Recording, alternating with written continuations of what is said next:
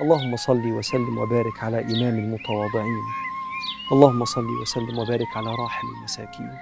اللهم صل وسلم وبارك على شفيع المذنبين إذا قام الناس إليك يا رب العالمين. يا رب، يا من لا يشغله شيء عن شيء، أنت عالم بخفايا الأمور ومحصي وساوس الصدور، وأنت بالمنزل الأعلى وعلمك محيط بالمنزل الأدنى، تعاليت علوا كبيرا. فاللهم يا مغيث أغثنا من شرور أنفسنا، يا واسع يا عليم يا ذا الفضل العظيم، فإنك إن تمسسنا بضر فلا كاشف له إلا أنت، وإن تردنا بخير فلا راد لفضلك. يا رب، تصيب به من تشاء من عبادك وأنت الغفور الرحيم. اللهم إنا فوضنا أمرنا كله إليك، وتركنا حوائجنا كلها بين يديك، فإنه لا يضيع عندك حق ولا يخيب لديك رجاء يا رب الأرض والسماء، والحمد لله رب العالمين.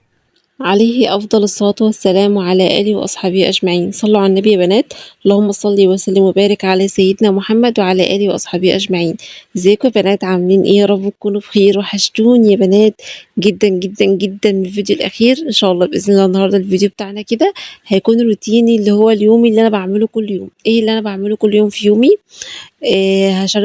هاشارككم يعني بيه النهارده. فانتي لو اول مره تشوفيني، انا اسمي عبير ودي قناه يوميات بيرو. انا طبعا انتي تشتركي في القناه وتفعلي يعني تفعلي زر الكل على تفعلي زر الجرس على علامة الكل، علشان أول ما أنزل فيديو يوصلك الإشعار بيه على طول. وطبعا قبل ما نبدأ في شغل بيتنا زي ما عودتكم لازم نقول بسم الله توكلت على الله ولا حول ولا قوة إلا بالله. اللهم اغفرني في حولك وقوتك يا الله. ويلا بينا على طول أقول لكم أنا عملت إيه النهاردة في يومي، ويومي كان ماشي إزاي.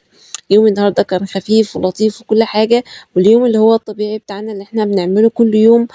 الحاجات الأساسية اللي احنا بنعملها كل يوم. طبعا أول حاجة لازم نصحى من النوم كده، نغسل وشنا طبعًا، ونغسل أسناننا. وبعد كده مش هاقول لكم بصراحة إن أنا باغسل أسناني كل يوم عشان ما أكونش باضحك عليكم،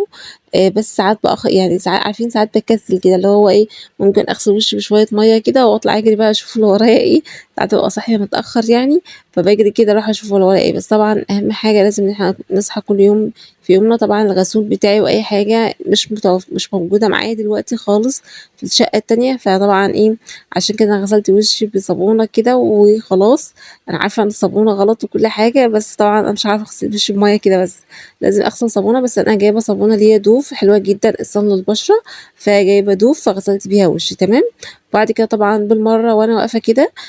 الحوض بتاعِك كده تشوفي تشيّكي عليه لو هو محتاج إن هو يتغسل اغسليه، والتواليت يعني أعزكم الله برضه لو محتاج يتنضّف نضّفيه، علشان طبعًا يعني إيه، أنتم عارفين بقية اليوم بقى والأولاد ومش عارفة إيه، يعني كمّل معانا بقية اليوم وكده. فنشوف التواليت بتاعنا لو نضيف، لو مش نضيف ننضّفه، الحوض بتاعنا لو مش نضيف ننضّفه، نمسح الأرض بتاعتنا كده بشوية أي حاجة، بشوية مسحوق، أي حاجة عندِك، شوية بريل بتاع مواعين، شوية مسحوق سايب، أوكسي، أي حاجة من الحاجات اللي ريحتها حلوة دي، ابدئي حطّي على الأرض كده وبفرشة كده على السريع. كل يوم يا بنات، كل يوم اعملوا كده حقيقي، السيراميك بتاعِك هيفضل زي ما هو جديد، ومش هيعمل بقى تسبُّغات ولا حاجات صفرا كده بتطلع في الأجناب، الكلام ده مش هيبقى موجود خالص. لو أنتِ كل يوم، كل يوم بتغسلي السيراميك بتاعِك، والله فعلًا مش هيحصل أي حاجة من الحاجات دي. أنا باغسله على فكرة يا بنات بفرشة كده عندي، اللي هي مقَش خشنة كده، بابتدي إن أنا أغسله كده بيبقى نضيف وزي الفل. طبعًا فتحت الشباك عشان الحمام بتاعي يتهوى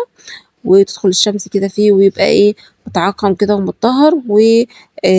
خرجت على طول، قفلت بقى الباب وخرجت على طول، قُلت أروح أعمل فطار. طبعًا أنا اتوضيت أول وصليت، وبعد كده دخلت عملت الفطار بتاعي على طول زي ما أنتم شايفين. النهارده بُصّوا يعني إيه، عارفين لمّا يكون واحدة مزاجها رايق وعايزة تعمل فطار يكون إيه، يعني عايزة بقى تعمل فطار، اللي هو ساعات أوقات كتير أوي باصحى باكون صاحية متأخر، فمش بالحق أعمل فطار، اللي هو إيه، يعني يا دوبك كوباية الشاي، ساندوتش جبنة، ألِف ساندوتش الجبنة وخلاص وأشرب كوباية الشاي وخلاص، ويبقى هو ده إيه، هو ده الفطار بتاعي. لكن النهارده بصراحة كنت صاحية بدري، كنت صاحية حوالي الساعة 09:00، فقُلت بقى إيه، أضبّط نفسي بقى وأروّق نفسي كده علشان يومي طويل النهارده وورايا حاجات كتير، فأروّق على نفسي، اللي هو إيه، دلّعي نفسِك شوية، اللي هو ما تنسيش نفسِك برضه في وسط الضغوطات اللي أنتِ فيها، وفي وسط شغل بيتِك، وفي وسط الحاجات اللي أنتِ بتعمليها إن أنتِ تنسي نفسِك، لأ.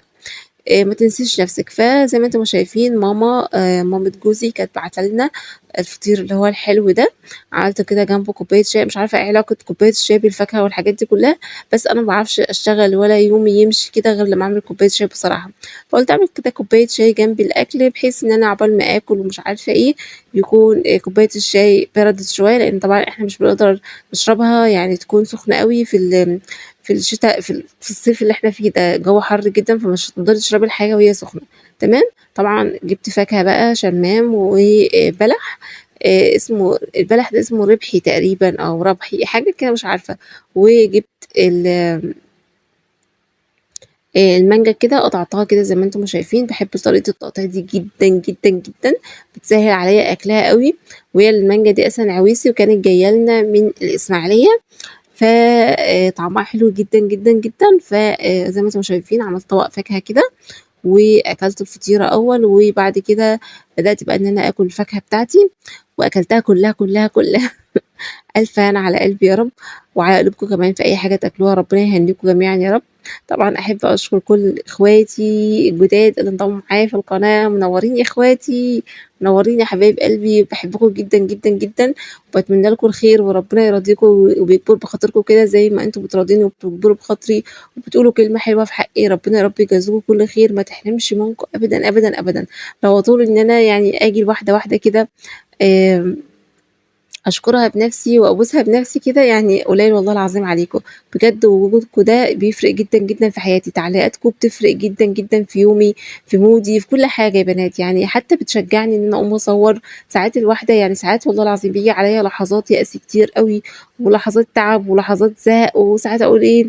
أنا هاقفل القناة، أنا كده، كده ما حدش بيشوفني، أنا كده، كده ما حدش بيعلّق لي، أنا كده، كده ما حدش حاسس بالمجهود اللي أنا باعمله، فأنا هاقفل القناة وأريّح دماغي، يقوم جاي لي comment كده عارفين يخفف على قلبي أو عارفين زي ما تقولوا كده ربنا بيطبطب عليَّ أو ربنا بيقول لي اصبري، فبالاقيه إيه الcomment كده يقوم جاي إيه عارفين بيطبطب على قلبي كده، سبحان الله ربنا بيبعت لي كده أي حاجة أو أي إشارة اللي هو لأ استمري حتى لو في واحدة بس بتتفرج عليكِ أو واحدة بس متابعاكِ أكيد هتبقى عايزة تشوفِك كل يوم. يعني بجد، بجد أنا باتمنى لكم كل خير زي ما أنتم بتتمنوا لي الخير كده، فربنا يا رب يجازيكم كل خير، وكل اللي أنتم نفسكم فيه ربنا يحققه لكم يا رب اللهم آمين. طبعًا فطرت بقى وكان عندي هدوم على الحبل لسه كنت ناشراها، يعني عارفين نشرتها وجِبت الهدوم اللي على الحبل التانية زي ما أنتم ما شايفين كده، حطيتها على الفطير الأصفر ده، وقُلت دلوقتي هابقى أدخل إن أنا إيه أطبّقها تمام، وفطرت وشربت شايي وقعدت على المرجحة شوية اللي هو إيه يعني أستقنيع شوية، اللي هو عارفين اللي هو إيه تاخدي بقى إيه شوية هدوء نفسي كده وراحة نفسية بالذات، بالذات والأولاد نايمين، أنتم عارفين الإحساس ده كويس جدًا، جدًا، أي أم معايا في القناة أكيد عارفة الإحساس ده كويس جدًا، جدًا، اللي هو يعني إيه تقومي تفطري، ويعني إيه تقعدي على المرجحة شوية، ويعني إيه تكوني قاعدة منسجمة شوية كده مع نفسِك الصبح قبل ما الأولاد تصحى، حقيقي إحساس لا يمكن وصفه، لا يمكن تخيله أبدًا. فطبعًا أنا إيه سِبت الأولاد نايمين حتى أنتم تشوفوني دلوقتي أنا قاعدة باطبّق في الصالة الهدوم ليه بقى، وفرشت طبعًا المفرش اللي على الأرض ده أو القماشة اللي على الأرض قدامكم دي، علشان ما ينفعش أحط الهدوم على السيراميك على طول، أنا كده، كده لسه هامسح ولسه البيت ورايا حاجات كتير أوي وهانضّف وكده، فأنا فرشت بقى المفرش ده على الأرض، قُلت عشان يحافظ على الهدوم وكده، وأقعد كده على الأرض بصراحة الجو كان حَر جدًا والمروحة هنا كانت في أوضة الأولاد، فأنا قُلت إيه طالما أنا هاقعد قدام المروحة فقُلت أقسم البلد نُصّين، اللي هو إزاي المروحة بقى تلِف وتدور كده تيجي ناحية الأولاد وتيجي ناحيتي، عشان لو أخدتها من قدام الأولاد هيصحوا وحرام طبعًا هُم نايمين وكده، فحرام طبعًا إن أنا آخُدها من قدّامهم، فقُلت العيال هتصحى تمام، وأنا إيه، عايزاهم يناموا براحتهم، يناموا براحتهم أوي. فزي ما أنتم شايفين كده قعدت بقى أطبّق الهدوم كده وأضبّط الدنيا وأشوف إيه محتاج يتطبّق وإيه محتاج يتعلّق والكلام ده كلّه، وخلّصت بقى الهدوم كده وضبّطت الدنيا، أساسًا وأنا باطبّق الهدوم الأولاد صحوا بس أنا شِلت المقاطع اللي موجود فيها الأولاد، يعني الحمد لله، الحمد لله هُم صحوا، صحوا. ف عارفين اللي هُم بيحسّوا إن هُم عارفين لو يعني أنا لو قُمت من جنبهم، لو باعمل أي حاجة في البيت عارفين يصحوا على طول، اللي هو إيه أنتِ صاحية ليه يا ماما في حاجة؟ عشان نصحى معاكِ نقعد معاكِ شوية في حاجة يا ماما؟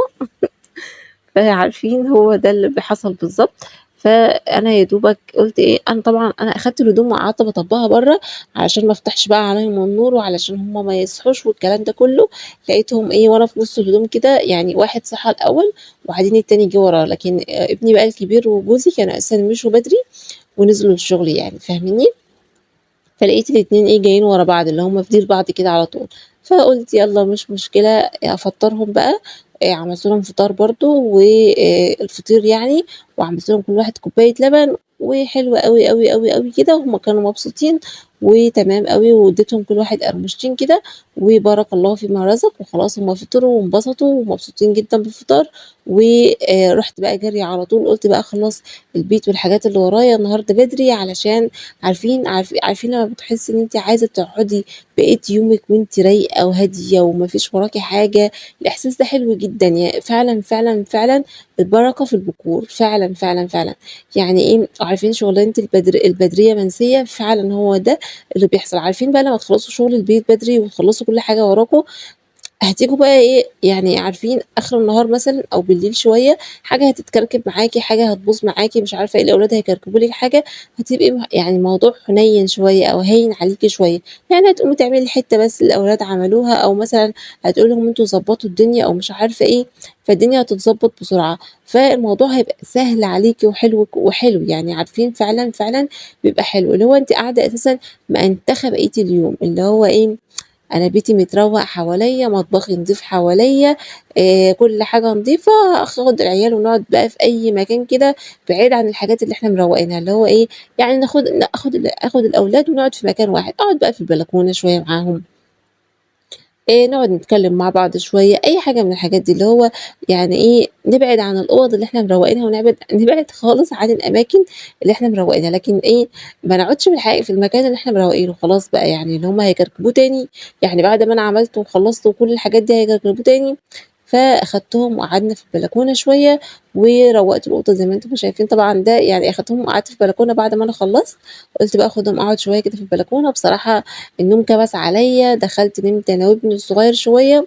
وقيمة ساعة كده والّا حاجة وقُمنا صحينا بقى قعدنا كمّلنا بقية يومنا، اتعشينا، يومنا خلص على كده الحمد لله، ورجعت هي بقى لعادتها القديمة، اللي هو إيه، هنصحى كل يوم نعمل نفس اللي إحنا بنعمله بس اللهم لك الحمد والله اللهم لك الحمد، اللهم لك الحمد، دايمًا احمدي ربنا على نعمة كل حاجة في يومِك، اللهم لك الحمد، اللهم لك الحمد، اللهم لك الحمد، يا رب ديم علينا نعمك كلها واحفظها من الزوال، نعمة البيت، نعمة الأسرة، نعمة الأولاد، نعمة الأكل، نعمة الشرب، نعمة كل حاجة، إن أنتِ حتى متحوطة ب4 حيطان، ده في حد ذاته نعمة، حتى لو كانت ما عندكيش إمكانيات وما عندكيش أي حاجة، ده في حد ذاته نعمة إن أنتِ متحوطة ب4 حيطان، مطمئنة، أولادِك ما أنتيش قلقانة عليهم، ما أنتيش خايفة عليهم، قاعدين مبسوطين بيلعبوا، الحاجات دي كلها يعني حقيقي، حقيقي اللي يكون حاسس بيها أوي، أوي، اللي يكون اتحط في مواقف بتكون صعبة وشاف أولاده خايفين أو شاف أولاده في حالة من الرعب أو حالة من الذعر، فحقيقي ربنا يكون في عون إخواتنا يعني في فلسطين، ويعدّي الأيام الجاية على خير يا رب ويهوّن عليهم، وإن شاء الله بإذن الله يكون النصر قريب والفرج قريب إن شاء الله بإذن الله. فقد إيه إحساس إن أنتِ تكوني قاعدة يعني حواليكِ بس 4 حيطان والرضا وتكوني راضية عن كل حاجة في حياتِك وفي بيتِك، بيفرق جدًا، جدًا، جدًا وربنا بيزيدِك أضعاف مضاعفة كل ما بترضي أكتر، كل ما ربنا يدهشِك أكتر، فعلًا يا بنات والله العظيم حقيقةً الدهشة دي يعني بجد والله العظيم، يعني حتى الدعاء اللي هو يا رب ادهشني أو يا رب فاجئني بأي حاجة تهوّن عليَّ فعلًا والله العظيم ربنا حنيّن أوي، أوي، أوي بعباده، يعني سبحان الله لمّا ربنا بيدهش الإنسان كده أو بيدّي له عطية ما يكونش عارف أبدًا أو ما يجيش في باله أبدًا، أبدًا إن هو في يوم من الأيام تكون عنده العطية دي، فسبحان الله فعلًا، فعلًا بتفرق جدًا، جدًا، يعني اللهم لك الحمد، اللهم لك الحمد على كل نِعَم ربنا اللي موجودة عندنا في بيتنا. الأكل، الشرب، التلاجة فيها أكل حتى لو أكل بسيط، بس فيها أكل، الأولاد ما بيناموش من غير عشا، حاجات كتير أوي، أوي في تفاصيل يومنا وحاجات كتير في يومنا فعلًا، فعلًا النَفَس اللي بيطلع منِّك ده نعمة الحمد لله، إن أنتِ قادرة تقومي تشتغلي حتى في بيتِك أو تعملي حاجة في بيتِك، حقيقي النعمة دي ما حدش بيحس بيها غير لمّا يكون في حد تعبان أو حد مش قادر يقوم يخدم أولاده، أو حد بيبقى يعني ربنا يشفي كل مريض يا رب، ويعافي كل واحدة يا رب، ويقدّركم جميعًا يا رب على مصالح بيتكم، ويقدّركم إن أنتم تقوموا تخلّصوا حاجة بيتكم يا رب اللهم آمين، ويقدّرني يعني يقدّرنا جميعًا، يقدّرني ويقدّركم يا رب اللهم آمين، كل واحدة تقوم تخلّص شغل بيتها كده على خير إن شاء الله بإذن الله، وتخلّي بالها من أولادها، وتحافظ على بيتها وعلى أولادها. خلاص دخلت بقى على أوضة الأولاد برضه نضّفتها ورتّبتها كده على السريع، طبعًا ملاياتي نضيفة وكل حاجة زي الفل، أنتم شايفينّي شايلة الملايات وناشراها وحاطاها على الحبل، وحطيت الملايات اللي هي دي من ليلتها بالليل، والدنيا معايا يعني إيه زي الفل، زي الفل، زي الفل الحمد لله، والدنيا معايا متضبّطة والدنيا معايا تمام. طبعًا أنتم شفتوني أنا حطيت التلاجة رجّعتها تاني برّه، ليه بقى يا بنات رجّعتها تاني برّه أو رجّعتها في الطرقة تاني ليه؟ علشان بتخلّي الأوضة حرفيًا نار، نار، يعني ما بنقدرش ننام في الأوضة من كتر ما الأوضة بتبقى حَر من كمية السخونية أساسًا اللي بتطلع من التلاجة،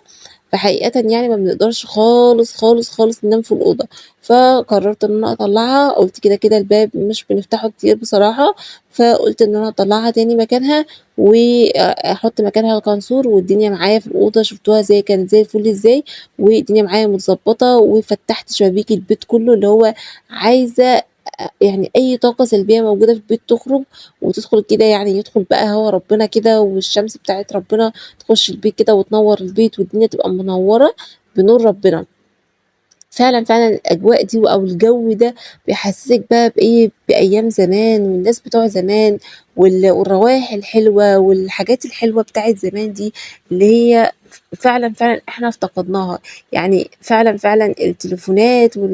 والنت والحاجات والمواقع والحاجات دي كلّها لأ، يعني أخدت مننا حاجات كتير جدًا، جدًا في يومنا، سلبت مننا حاجات كتير جدًا، جدًا في الأيام الطبيعية اللي إحنا المفروض نستمتع بيها ونحس بيها. طبعًا استنوا بس هاقول لكم قبل ما نكمّل كلامنا، أنا باعمل إيه هنا علشان ما تت يعني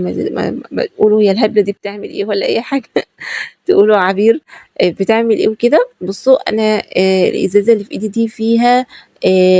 دوا للنمل، دوا للنمل علشان النمل عندي انتشر بطريقة صعبة جدًا، جدًا.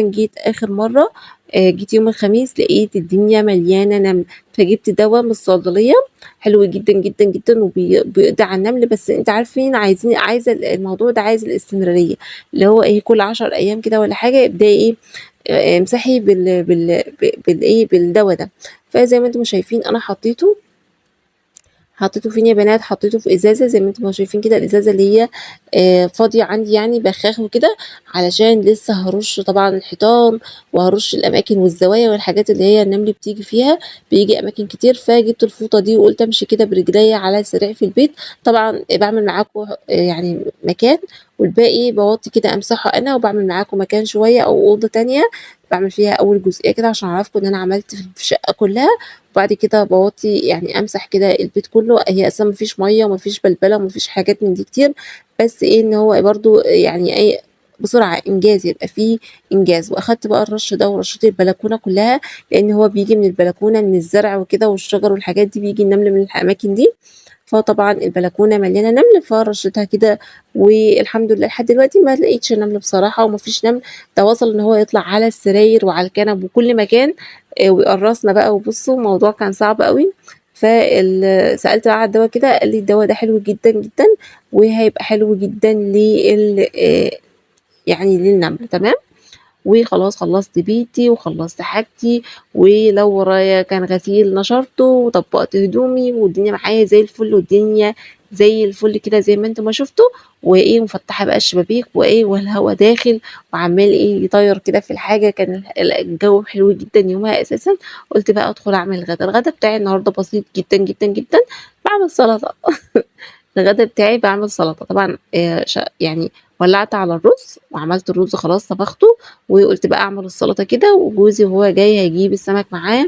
والغدا بتاعنا النهارده حاجة خفيفة، اللي هو بالنسبة لي أنا يعني، اللي هو أنا مش هاطبخ حاجات كتير، مش هاعمل بقى طبيخ وحاجات من دي، لأ الموضوع هيبقى سهل، اللي هو شوية الرُز وخلاص، وعملت طبق السلطة اللي أنتم شايفينه قدّامكم ده، وكان الله بالسر عليه كده حلو أوي، ويعني الحمد لله، الحمد لله نعمة وفضل من عند الله، يا رب يديمها علينا نعمة وحفظًا من الزوال تمام. قطّعت كده 3 طماطمايط زي ما أنتم ما شُفتوا، وبعدين أنا ما كانش عندي خيار بس عندي قتّة، قطّعت برضه نُص قطّاية كده على الطماطم تبقى مكعبات، وبعد كده بقية الحاجات بقى فرمتها، قرن من الفلفل الحامي، وقرن من الفلفل الرومي، وبصلة كده جرّبوها كده يا بنات بالبصل هتعجبكم جدًا. الناس اللي هي ما بتعملش السلطة بالبصل فعلًا، فعلًا البصل بيفرق جدًا في طعمها، وبالذات مع السمك. بيخلّي طعم السمك حلو، يعني السلطة جنب السمك والرز والحاجات دي لأ فعلًا، فعلًا بيفرق جدًا في الطعم، بيبقى طعمها حلو جدًا، فزي ما أنتم ما شُفتوا كده أنا حطيت بصلة حلوة كده، يعني مش كبيرة أوي ومش صغيرة أوي، قرن من الفلفل زي ما قُلت لكم الحامي، وقرن من الفلفل الرومي، وفرمتهم في الكبة كده خلّيتهم ناعمين، ولو أنتِ بتحبي التوم حطّي كده فص توم برضه هيخلّي طعمها حلو جدًا، وبعد كده حطيت بقى شوية ملح، شوية فلفل، طبعًا باتبّلها علشان خلاص إحنا كنا يعني جوزي كان جه وهابتدي بقى إن أنا أغرف الأكل وهنتغدى تمام، فقسمتها كده في طبقين زي ما أنتم ما شايفين، جوزي هنا كان جايب السمك ما شاء الله، ما شاء الله اللهم بارك، السمك ده اسمه بوري للناس اللي ما تعرفش أنواع الأسماك، أو الناس اللي هي طبعًا مش موجودة في مصر، عندي محبين كتير جدًا، جدًا ومتابعين كتير، ربنا يا رب يخليهم ليّا وما تحرمش منهم أبدًا، أبدًا، الجزائر بقى والمغرب وليبيا ولبنان وفلسطين، الأماكن دي كلها طبعًا كلّكم وجودكم على راسي من فوق، ربنا يا رب يخليكم ليّا وما يحرمنيش منكم أبدًا، أبدًا، أبدًا. طبعًا كل المتابعين دول في أنواع أسماك كتير ما بيبقوش عارفين اسمها إيه، أو هُم أسماء مختلفة عندهم، وإحنا الأسماء مختلفة عندنا، بُصّوا والدنيا بُصّوا يعني الحمد لله لحد بقى إن شاء الله بإذن الله كده واحدة، واحدة كده هاتعلّم الأسماء اللي هُم بيقولوها وهُم يتعلّموا الحاجات اللي أنا باقولها، ونبقى كده إيه، يعني فاهمين بعض أكتر إن شاء الله بإذن الله. وده الأكل بتاعنا غرفته بطريقة بسيطة جدًا زي ما أنتم شايفين، طبعًا أخدت الأكل بقى وما شغّلناش الأنوار بصراحة علشان الدبان حقيقةً يعني في راس البر كتير أوي، أوي، أوي، أوي، أوي، يعني هو راس البر عبارة عن دبان. يعني ما شغّلناش كهربا كتير، وقعدت بقى فرشت مفرش على الأرض كده وحطينا الصينية وقعدنا أكلنا بألف هنا على قلوبنا وعلى قلوبكم يا رب في أي أكلة تاكلوها، وفي أي نعمة ربنا يراضيكم بيها، يعني ربنا يا رب يهنّيكم بيها يا رب. وأخدت بقى مواعيني وحالي كده وطلعت جري على المطبخ علشان ألحق أخلّص بدري، بدري، وبعد كده أقعد أمنتج بقى فيديو، أنزّل فيديو، أعمل بقى live أي حاجة من الحاجات دي يبقى قدّامي وقت وإن أنا أقدر أعمل كل الحاجات دي معاكم، تمام؟ زي ما أنتم ما شُفتوا أول حاجة فضّيت الصينية، شِلت من عليها أي حاجة بقى موجودة فيها، وفضّيت الأطباق بتاعتي لو رُز باقي أو أي حاجة باقية بقى، أنا باحب أنضّف الأطباق كده وبعد كده بارجع أنضّفهم كمان مرّة تحت المَيّة في الحوض، لإن أنتم عارفين الزفارة مش حاباها كمان إن هي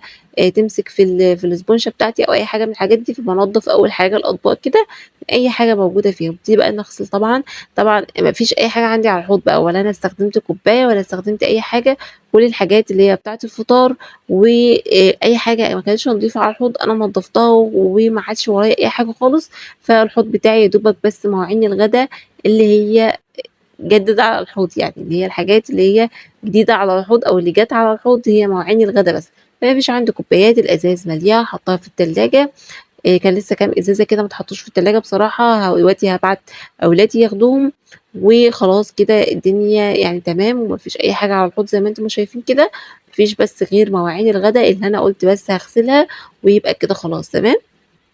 الحلة بتاعة الألمونيا دي قُلت أجيب حتّة سلكة ناعمة كده علشان أنضّفها، طبعًا أنتم عارفين مكان الإيدين يا بنات صعب إن هو يتنضّف جدًا، يعني الموضوع اللي هو يعني إيدين الحلة ده المكان اللي هو في الجنب ده صعب يتنضّف، فلو يا ريت، لو يا ريت حد فيكم يقول لي على طريقة إن أنا أنضّفه بيها، يعني يبقى جزاكم الله كل خير، وتبقوا مشكورين جدًا، جدًا، جدًا، وأبقى مبسوطة جدًا، جدًا إن أنا هانضّفها، لإني باقعد أحاول كده إن أنا يعني أعمل بصابعي كده فيها أو أنضّفها فعلًا، فعلًا بتوجعني جدًا، مش باعرف حتى أملكها أو أنضّفها كويس، بانضّف الحلة كويس من برّه ومن جوّه مش عارفة إيه، ومش باعرف أنضّف المكان ده، فيا ريت، يا ريت لو أنتم تعرفوا حل اكتبوا لي في الكومنتات، وأنا والله العظيم باقرأ كل كومنتاتكم وبارُد عليها، فيعني أي حد هيكتب أي حاجة أكيد هاكون شايفاها، تمام؟ وأحلى لحظة وأجمل لحظة في الحياة وأنا باغسل الحوض، اللي هو ما حدش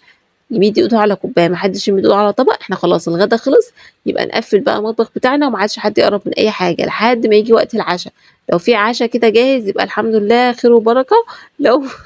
لو ما فيش عشا جاهز أقوم أحضّر أي حاجة برضه خير وبركة وكل حاجة، بس يعني يُستحب، يُستحب إن يكون العشا جاهز على طول، لو شوية فول وطعمية أي حاجة يعني المهم يعني إحنا اليوم ده اتعشينا فطير مشلتت وجبنة قديمة أو جبنة مش وعسل وطحينة تمام،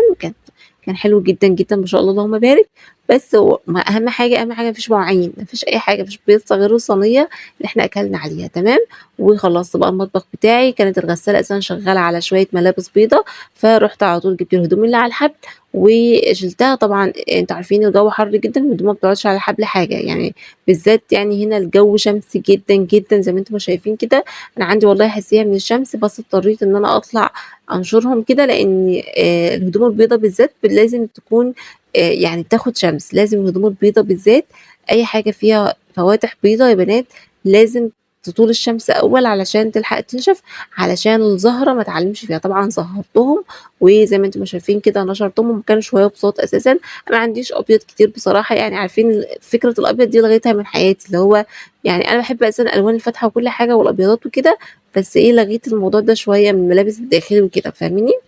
وخلاص المطبخ بتاعي خلص والحوض بتاعي نضيف وكوباية الشاي بتاعتي عملتها والدنيا معايا زي الفل زي ما انتم ما شايفين، اخد بقى كوباية الشاي بتاعتي واروح اشوف انا هاعمل ايه في يومي، اكمل بقى منتجة فيديو او اي حاجة او اسجل لكم الفيديو صوت على الفيديو الكلام ده كله، بس هو ده كان يومي يا بنات وهو ده الفيديو بتاعي، يا رب يا رب يا بنات الفيديو يكون عجبكم، اشوفكم ان شاء الله باذن الله الفيديو ده على خير والسلام عليكم ورحمة الله وبركاته، باي باي.